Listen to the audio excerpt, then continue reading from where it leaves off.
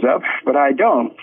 So I said, well, I can't invest in this index because if you invest with Goldman Sachs, you'll have no idea what you're going to own in 3 or 4 years. And they have no idea either because it always changes. So I looked at the others. The Dow Jones had an index, which they didn't even know they had an index. It was so ignored. I had to tell them about their index. So then they started getting interested, but their index is pretty hopeless as well, even when they renewed it. So I found problems with all of the existing indexes. I could go down one by one, but let's not waste our time. Although I guess I should talk about the CRB, the Commodities Research Bureau. I thought that would be the obvious one, but it changes. I think it's changed 10 or 12 times in the last 50 years, and its weighting time were ludicrous. For instance, it gave orange juice and crude oil the same weighting. Well, I don't know about your life, but crude oil is much more important in my life than orange juice, and in most people's too. So each one of them had problems. They've all been revised since I criticized them, but none of them still, or I wouldn't put my money in any of them still, even with their new good developments. Did you remember last year when Stephen Jobs got very ill and he took a hiatus from Apple, and at that time the stock went down 100 points? Do you remember that, or did you hear of that? Yes.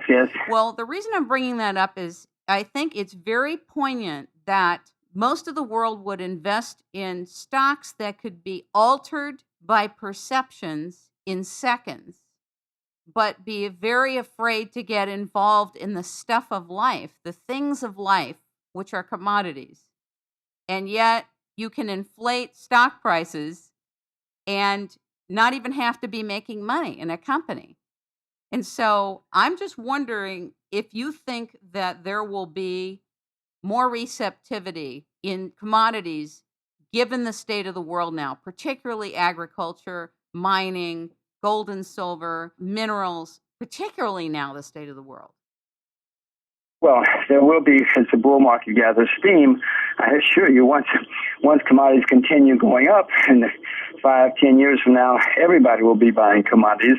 But that's still a ways away. More and more people are buying, obviously. You make a very good point about stocks. You know, virtually none of us had a clue what a .com was or how it worked. But many people were pouring money into it. Even the chairman of IBM cannot fully understand IBM. He's got hundreds of thousands of employees, factories, competitors, parts. I mean, it's impossible to fully understand IBM or Toyota or anything. However, with commodities, we all know what they are. We know what cotton is. I mean, before we go to work every day, we've used coffee, sugar, wheat, corn, orange juice, sugar. We have used rubber if we go running. We use cotton and wool and silk if we get dressed. Before we get to work, we use lead and zinc. I mean, we know what this stuff is. And it's a lot simpler, a lot easier, I should say, to commodities than it is stocks. All you have to do with natural gas is figure out, is there too much or too little natural gas? Now, I did not say that was easy. I just said it's a lot easier than trying to analyze natural gas companies. There are 500 natural gas companies in the world. Who knows, if you get it right, of course. If you know a company is going to discover natural gas in Chicago, then you should buy all the stock you can. By the way, you should call me up too, because I want to know about it as well. But the problem is, most of us don't get it right. Studies show that over and over. Enron was a natural price of natural gas had tripled, and yet Enron still went bankrupt. Enron went to zero. Commodities can never go to zero. They can go down, but they can never go to zero. So to my mind, commodities are less risky and simpler to understand than stocks, and yet it's hard to educate people to understand it. It seems also that there's a stigma surrounding reports of people losing all their money, which you talk about, the inflated stories, but also how people don't know what they're doing. They get in the field, they start leveraging, and they're not really educated on what they're getting invested in. And you hear these huge future losses. And so I think futures have been given a faulty perception. Well, they have, and as I said, it's partly because there was a bear market in the 80s and 90s. Many people left the business. Stockbrokers, most stockbrokers are not even registered to deal in commodities, and so a lot of stories arise.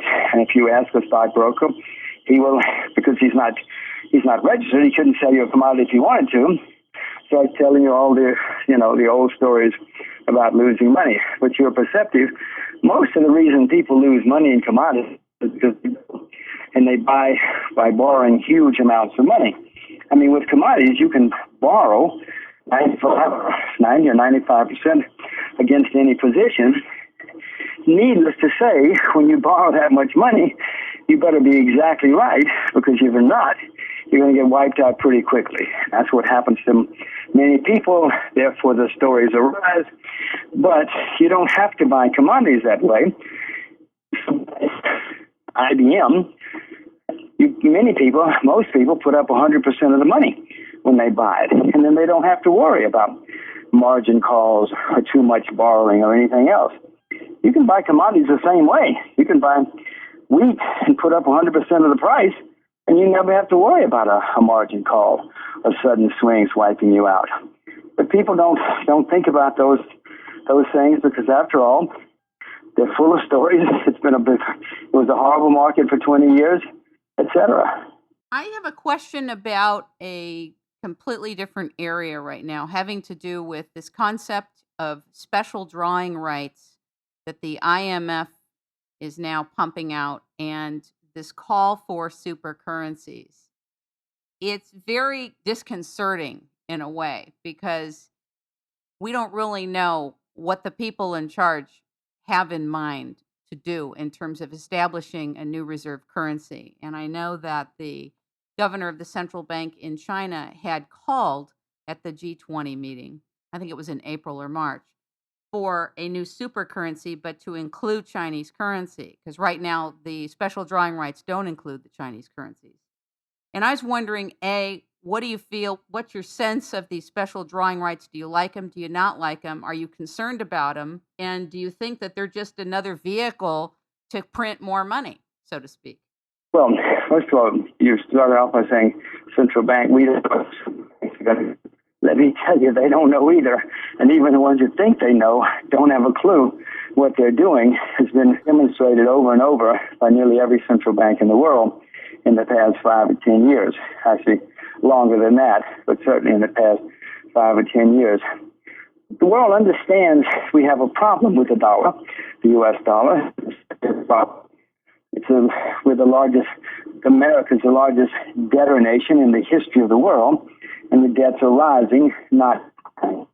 Everybody knows they've got to do something about getting rid of the dollar, because it's being debased at a rapid rate by the U.S. government. I mean, it's a conscious effort by our government. I hate it. I hope everybody hates it, because debasing your currency has never, ever been good for the long term.